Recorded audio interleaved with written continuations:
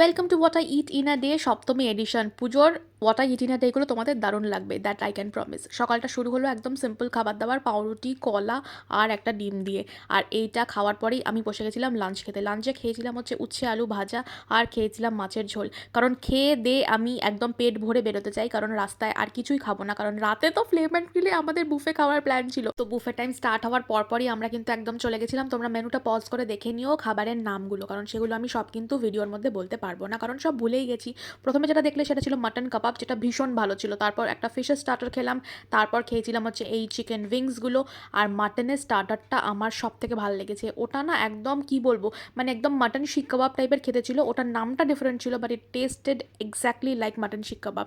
আর এই আইটেমটা ওরা ইউজুয়ালি রেগুলার বেসিসে করে না, স্পেশাল ডেজেই করে। তো আমার তো ওটা ভীষণ ভালো লেগেছে। তো অনেকবার করে স্টার্টার রিপিট করার পর আমরা চলে গেছিলাম হচ্ছে মেন কোর্সের জন্য। তো এখানে দেখো মেন কোর্সে কী কী আছে, মানে মেন কোর্সের আগে বিভিন্ন রকমের স্যালাড ছিল, স্যুপ ছিল, যেগুলো আমি খাইনি। আমি ডাইরেক্ট মেন কোর্সে জাম্প করেছিলাম। তো এখানে স্টিমড রাইস ছিল, ভাজা মুগের ডাল ছিল, এরপর ছিল হচ্ছে ঝিঙে আলু পোস্ত আর সর্ষে পটল। ঝিঙে আলু পোস্ত আমি একটু টেস্ট করেছিলাম because I couldn't resist my self.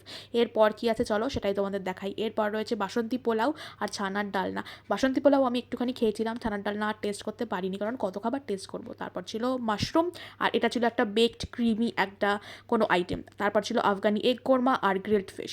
R main item ছিল হচ্ছে চিকেন চাপ, কষা মাংস, সাথে ছিল প্রন কোকোনাট কারি, আর ছিল পাবদা মাছের ঝাল। আর বিরিয়ানি তো অফকোর্স থাকে। তো প্রথমে আমি নিয়ে এসেছিলাম বাসন্তী পোলাও, সাথে ছিল কোরমা, এগ কোরমা, সাথে ওই বেকড ডিশটা নিয়েছিলাম হচ্ছে একটা যেটা মিক্স ভেজ ছিল, তার সাথে নিয়েছিলাম হচ্ছে গ্রিলড ফিশ, একটু ঝিঙে আলু পোস্ত আর একটা নান।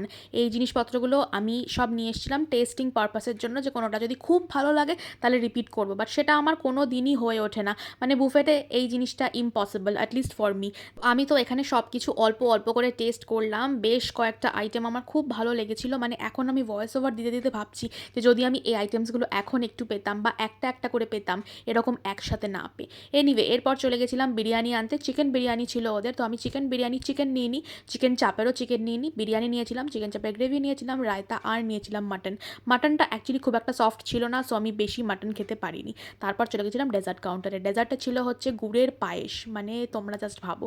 রোজ ফিরনি ছিল, সেটা আমি খাইনি। আর পেস্ট্রিজ তো থাকে, বাট বাঙালি মিষ্টিতে পুরো ভরিয়ে দিয়েছিল। কমলাভোগ, গোলাপ জামুন, ক্ষীর কদম, রাবড়ি, সরি রাবড়ি নয়, মিহিদানা, রাবড়ি কেন বললাম আমি, মিহিদানা, আর ছিল হচ্ছে ব্রাউনি। তো আমি গোলাপ জামুন, কমলাভোগ আর ব্রাউনি নিয়েছিলাম একটা। গুড়ের পায়েসটাও টেস্ট করেছিলাম। গুড়ের পায়েস খুব একটা ভালো ছিল না, বাট মিহিদানাটা ভীষণ ভালো ছিল।